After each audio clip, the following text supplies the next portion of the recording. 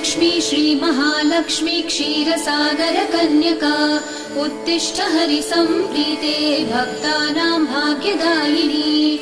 श्रीलक्ष्मी श्रीमहालक्ष्मी क्षीरसागर कन्यका उत्तिष्ठ हरिसम्प्रीते भक्तानां भाग्यदायिनी। उत्तिष्ठोत्तिष्ठ श्रीलक्ष्मी विष्णुवक्षस्थलालये उत्तिष्ठ करुणापूर्णे लोकानां शुभदायिनी।